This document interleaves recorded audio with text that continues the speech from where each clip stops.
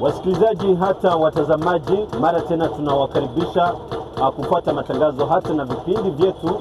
Ni katika ule mpango kama vile mmekwisha zoea kuwaonesha namna jinsi kazi hapa zinaendeshwa katika ujenzi wa mabarabara mbalimbali ndani ya mji wa Goma, lakini pia katika eneo zote ambazo zinaongozwa na Alliance Fleuve Congo M23.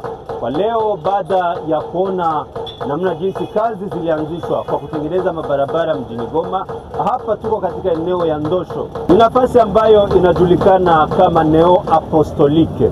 Ni kwa wale ambao wanafahamu mji wa Goma vizuri, ni nafasi ambayo ilikuwa ikikuwa na maji mengi sana. Hayo maji ilikuwa ikisababisha watu wasifanye kazi zao namna inavyostahili. Pembeni kwa upande wa Yulu, yani katika komini ya Karisimbi, hapa ni kubalabala Goma Sake, kuna kwa kama boutique, lakini na ngambo ya chini nako kukotea Keshero kuna kwa kama boutique. Sasa wakati maji hapa ilikuwa ikistanye sana, wakaaji walikuwa na ugumu wa kufanya kazi zao, iwe kwa upande wa komini de Goma kwenye kartia ya Keshero Biensir, na kwa upande wa komini ya Karisimbi kwa kartia ya Ndosho, watu walikuwa na ugumu huo. Ni kwa mpango huo liwali wa Kivu Kaskazini Bahati Musanga Erasto amefanya hii mpango wa kuweza kutengeneza mabarabara zote za mji wa Goma, mkiwemo hata na eneo hii. Kama mnavyotizama hapa, ni shirika moja ambalo liliweza kuganyia hiyo marshe ya kujenga hizi mabarabara, ndiyo imeendelesha kazi kunako barabara Goma Sake.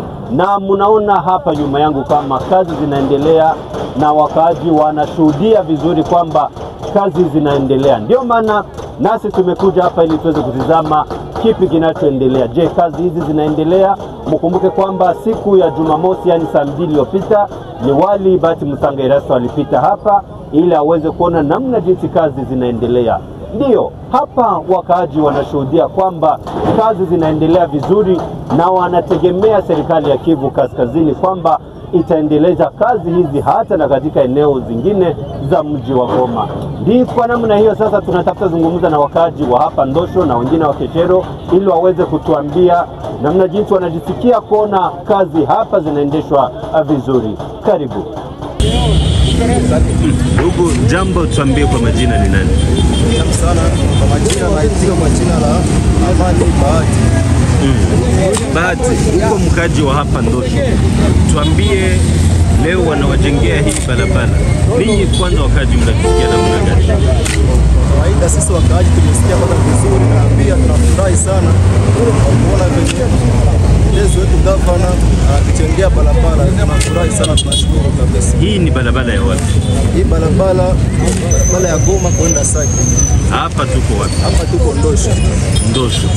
Ndosho kunivo ya nani ya Kaje. Sasa wewe kama mkaji unajisikia namna gani? Hii barabara ilikuwa na matatizo gani? Tuelezee. Hii barabara ilikuwa na matatizo, kwanza magari kusongana, pia na maji kukaa kwenye barabara. Sasa kwa hiyo hapa ni kama gavana amefanya jambo la maana sana kusaidia barabara inapima ongezeka kidogo, pia na kusaidia katika maji inayosimama kwenye barabara. Ndio kwa maana tunafurahi sana. Na ninyi wakaji mnawaza hii itawaongezea nini katika maisha yenu ya kawaida? Itatuongezea juu vitu, kwa sababu kwa tunaona mjini inapima inangara kwa kidogo. Naona kabisa anatengeneza vizuri sana. Mwisho basi. Gavana yeye unamtolea ujumbe gani? Gavana namtolea ujumbe kwamba tunashukuru sana, naendelee kabisa. Namshukuru sana kwa hiyo. Hii barabara pembeni watu wanatumika, kuna majiote, kuna soko za ndogo ndogo ambazo zinauza vyakula, ilikuwa inawasumbua namna gani ninyi ambao mlikuwa mkiishi pembeni hapa na maji hapa ikiwa nyingi, ilikuwa inawasumbua namna gani?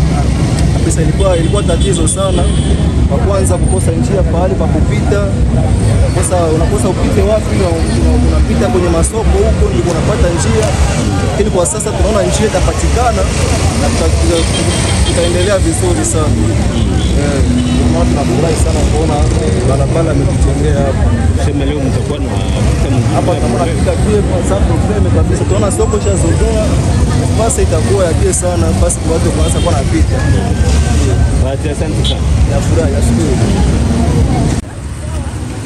Ndugu jambo. Unaitwa nani? Majina anaitwa Christophe Biringingwa. Christophe, hapa tunakutana kwenye hii barabara ya Ndosho. Barabara ziko na jengwa hapa. Tuambie wewe unajisikia namna gani? Kwa mambo yangu kwanza nafurahia kwanza initiative ya AFCM kujengea kwanza mabarabara juu njia ambayo ilikuwa ishasumbua population. Watu wanapita wanatoka hata huko Migulu, huko Mugari, kupita hapa ni kitu wakati kule ilishanyesha. Vraiment ni initiative mzuri. Tunashukuru sana. Wewe unawaza hii ilikuwa viongozi walikuwa walishakosa nini kufikia mabarabara hapa na maproblemu huko inaonekana leo wote muishe? Viongozi wakosa kitu ni mauvaise volonté. Na sasa tuko naona hapa wanajenga, wewe kama mkaaji unasikia nini? Viongozi wafanye nini porque hii matravo ziendelee nafasi zingine? Ngambo wangu ni kuombea Mungu baakselere, baendelee, bademere. Tu kazi tuone kama nini itanyoroka pia. Wewe kwako ni wapi? Yeye anaikana mkeshia. Lakini umekuja angalia namna jinsi kazi zinaendeshwa. Ndio, nakuja angalia jinsi kazi inaendelea. Nilikuwa nikiambiliwa nikazania ni uongo na mimi nasema nikuje nichungulie. Umekutana sasa AFC hapa iko najenga barabara. Naona kazi inaendelea, Mungu asaidie. Wewe ulikuwa ulishaona shida ya maji ilikuwa hapa? Hapa kuneo? Sana sana. Hapa kuneo. Mimi pale kusimba. Wale nako kwa difficulty ya mingi na tatiza watu. Kwa hiyo liwali afanye nini ili hivi vyote viishe, kwa sababu mabarabara zingali za mingi za kujenga? Liwali na muencourager na muombea na madaraka kwa endelee, Mungu amtie nguvu. Mtie nguvu vraiment msaidie. Kule kwako Keshero hali ya usalama ishakuwa salama? Kwanza ni jambo tulikuwa tukiongelea kwa asubuhi. Tunasema ngamba ya usalama vraiment Mungu alisaidia. Kwa leo naanza tezi lala. Wanaacha mlango wazi na talamuka na kuna derangement. Ndio. Keshero nako kazi za ujenzi zilianza, mimi nawaza hapa karibuni wako na wajengea parking kubwa kule. Ndio, parking ya Masisi pale na kwa sababu barabara gambo ya chini ile kibarabara ya kuna pavezi kuna vraiment ça encourager. Na mimi niko mjeni, na mimi niko maître mason. Nikisema na wewe utaomba kazi ha? Normalement na njoo kwanza niko na jembe yangu hapa natembea na jembe kusema Pandisha chombo ya kazi watu waione. Natembea na jembe yangu bwana kama na mimi niko Mlimai. Na mimi nakuja omba, naona shamba iko hapa na kiana mimi nianze. Na Mlimai haizi enda lima bila jembe. Bila jembe. Ndio. Ndio ile. Christophe, asante sana. Nashukuru. Na courage. Merci. Ndugu jambo. Jambo. Unaitwa nani? Blaze. Tunakutana hapa kwenye bako na jenga na weye uko na butiki hapa. Hapa ni Ndosho. Tuambie unaisikia namna gani kuona kwanza wanajenga pembeni ya fasi yako ya kazi? Kwanza ni kushukuru Mungu. Basi tulikuwa tunateseka kwanza juu ya maji. Wakati maji inakuwa wakia watapatikana, tutapata wakuuza. Mimi hapa vraiment tunashukuru Mungu. Barabara na taa yala, nataka nipie sana na Mungu awabariki. tuambie mzuri, hii mai ilikuwa na basumbua namna gani nye watu mnachuruzia hapa pembeni ya barabara? Mai ilikuwa natuzuia paske wakati na stanye badilia watu wanakosa nafasi ya kupita. Ndio sababu kwa barabara napenda auze, lakini kuruka kuna mshinda ile tunatuma badilia wapatikana. Nikisema hapa hii fasi yote ilikuwa na nyaka kwa mai. Mai ilikuwa na stopake pale sana. Na sasa mnalisikia namna gani wewe kama Blaise? Mema hapa tunashukuru Mungu sana. Basi tunaona kazi inaendelea. Watu wako nasema vema inaendelea pia. Na Mungu awabariki kwanza kwa hiyo. Kazi yako wafanye. Bana kutilia mfereji ya mzuri hautakuwa na sote tena kumai. Hapa tena tutakuwa na sote tena. Hapa tutakuwa na zapita bien batiana watakuwa na zapita.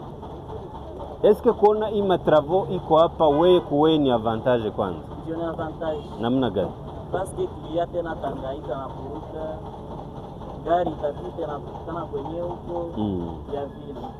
Mbele gari ilikuwa nachungia kwa mbali, ndio kilia anapita mumai. Sasa anapita mumai iko naruka, na sasa tasikia mdudu ya kuruka mai anarukia tena. Sasa mwaka kutana mai iko ya mingi hata ruka tena. Hata anapita anaenda. Pale na unamuomba. Ndio mimi naomba tunapoteza franga. Mimi sasa itakuwa mzuri juu watakuwa nafika mzuri. Ndio watakuwa nafika bila problem. Sasa guverneri iko najenga hii barabara kwa na ujumbe wa kumpatia. Ujumbe. Wana message ya kupatia guverneri. Antuka message ndapatia guverneri. Merci sana kwa kazi yenyewe mnatufanyia na Mungu ambariki amwongezee maisha. Hapa muko nalala hapa baibe tena? Ndio, awatunze sana ni kwa sana jinsi zamani vilikuwa huko kwa leo. Leo vitu visharudia kumstari. Visharudia kumstari kwa maana kuna problem leo. Blaise, asante sana. Asante na kwa. Na kazi njema. Asante na kwa. Tuambie kwa majina ni nani na unafanya nini? Mimi Daniel Bulonza. Niko ingenieur wa hii entreprise DSB ambayo wafanya kazi hapa. Tuambie ni kazi gani ambazo mnafanya hapa na hapa ni wapi? Hapa ni Ndosho, tunafanya kazi ya mfereji. Itakamata mai hapa mwa zone ya KGD Neo mpaka ngambo ya Simba, station Simba. Hapa kulikuwa shida na nini? Hapa ilikuwa tunaita mu français point bas. Mahali mai ilikuwa na stanye, ilikuwa na haribu barabara. Kwa hiyo ndio wakubwa walitaka kuresolve problem ya maji hapa, ndio maana wamefanya mfereji. Ina maana kwamba wakaaji hapa walikuwa wanateseka juu ya tatizo la mai? Ndio, wakaaji walikuwa wanateseka sana, kisha mvula mai ilikuwa ikisumbua siku kwa siku. Tuambie barabara hii ni combien de mètres na mulianza siku gani matako?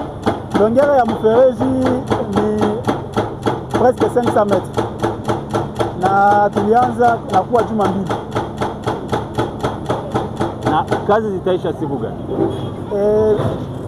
En fait, wakati kama bila mvula na makaprisi za mashine tunatia 2 mois maximum. Miezi mbili.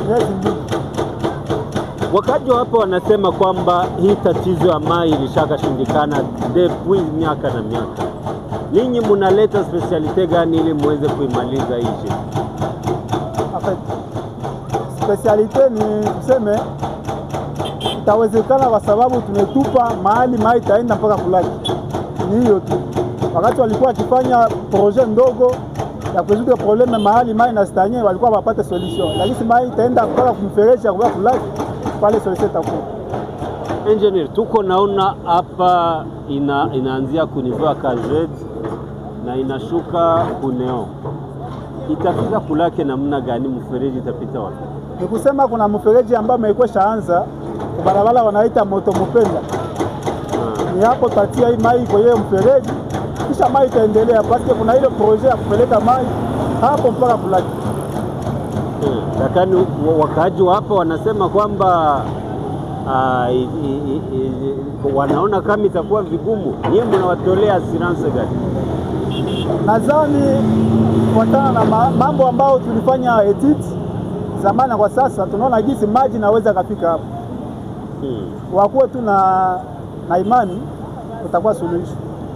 Kwa leo munamalizia hapa kuneo apostoli ndosho wala vitakuwa namna gani? Ni kusema tukamaliza hii ya Neo, kutakuwa hiyo ya Simba na kunakuwa mahali pengine ambao tutaanza makazi.